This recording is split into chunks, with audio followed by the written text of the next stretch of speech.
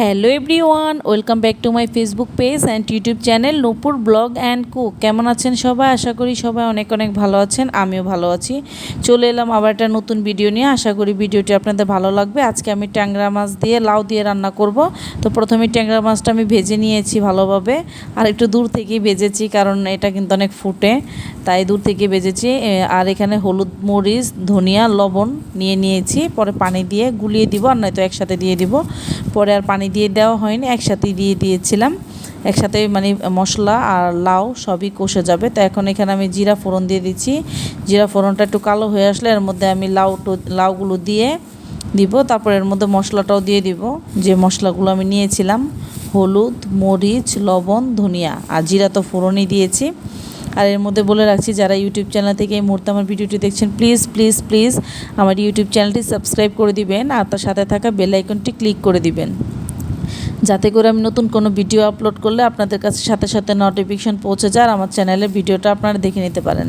যারা Facebook page থেকে এই মুহূর্তে আমার ভিডিওটি দেখছেন, চাইলে ইউটিউব চ্যানেলে গিয়ে আমার চ্যানেলটি সাবস্ক্রাইব করে দিতে পারেন, আর আমার ফেসবুক পেজটা একটা ফলো দিয়ে যেতে পারেন।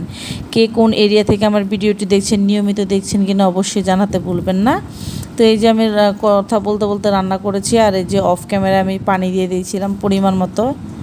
এই যে আর এর মধ্যে এখন পানিটা দিয়ে হালকা যখন একটু ফুটে এসেছে, এখন মাছটাও দিয়ে দিব।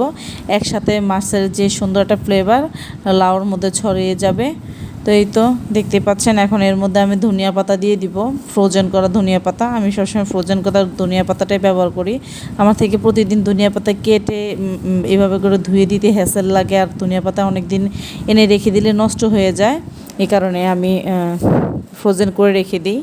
তো এই যে দুপুরে আজকে আমি এইটাই রান্না করেছি, ট্যাংরা মাছ দিয়ে লাউ। তারপরে ফাইনাল লুকটা রান্নার শেষে আপনাদের সাথে আমি শেয়ার করছি, দেখেন এটা ফাইনাল লুকটা কেমন হয়েছে। আর এখন আমি এটা চুলাটা অফ করে দিব, অফ করে আবার দেখাবো যে কীরকম হয়েছে।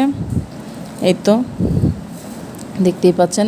আর এটা খেতে কিন্তু অসম্ভব মজা হয়েছে, ট্যাংরা মাছ দিয়ে লাউ দিয়ে। লাউটা অনেক ঠান্ডা তরকারি, এটা পেটের জন্য অনেক বেশি ভালো, আর যে গরম পড়েছে। তারপরে এই দুপুরে রান্না করে এখন সন্ধ্যায় মানে রাতের দিকে আমাদের এখানে একটা সেন্টারে খেতে গিয়েছিলাম, এলাকার একটা ছোটো ভাইয়ের বিয়ে। তো এই তোর বিয়েতে এসেছে, আমার বড় বোন শ্যুট করছে, আর ওই যে ভাইয়ার সাথে কথা বলছিল, যে ভাইয়ার শ্যুট করে, ও আমরা আগে থেকেই পরিচিত ওনার সাথে। আমার মেজো বোনের বিয়েতে ওনারাই শ্যুট করে গিয়েছিল, তাই আগে থেকেই পরিচিত। তো কথা বলছিল, আর এই যে আমার বোন শ্যুট করছিল, ভাইয়া শ্যুট করছিল আমার বোনকে, তখন ওই মুহূর্তে আমি ভিডিও করেছিলাম। তো চারপাশে অনেক অনেক লোক, আমাদের যেতে যেতে অনেক রাত হয়ে গেছে। তো আজকের ভিডিওটি এই পর্যন্তই। Thank you for watching.